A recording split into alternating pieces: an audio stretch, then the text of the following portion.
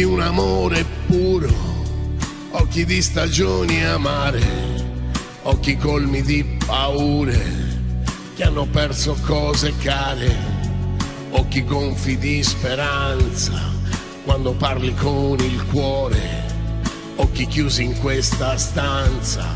dilaniata dal dolore, occhi persi tra la gente quando tu sei solo e perso, occhi di un essere innocente per quel mondo che è diverso, quando credi che l'immenso sia uno stato di euforia,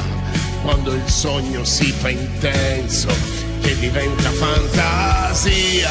e tu credi che la notte ti tampona dalle botte, ti fa scudo da intemperie, dalle situazioni serie e più aspetti la mattina come fosse il tuo traguardo, quando il sogno si avvicina e tu non aspettavi altro.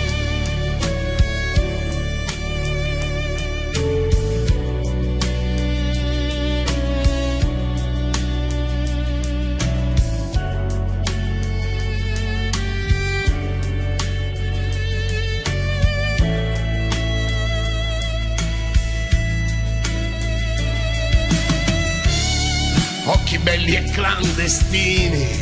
di un amore mai sbocciato,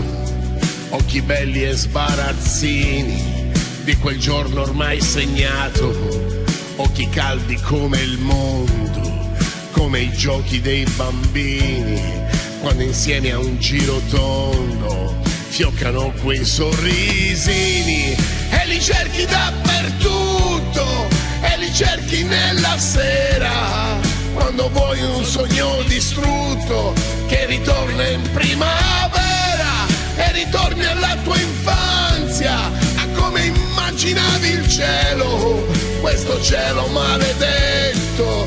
che si è preso il mondo intero, perché si è già preso tutto, tutto quello che io ho amato, tutto quello che ho vissuto, per quello che io avevo amato, perché lei era la vita, perché lei era pulita, perché lei era altruista,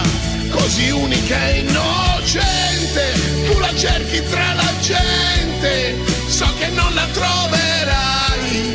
perché tanto quel serpente lo ha deciso e tu lo sai, non è giusto questo mondo, non c'è mai riconoscenza, anche se poi tocchi il fondo e non conosci la pazienza, e ti aspetto nei miei sogni, tanto so che lo farai,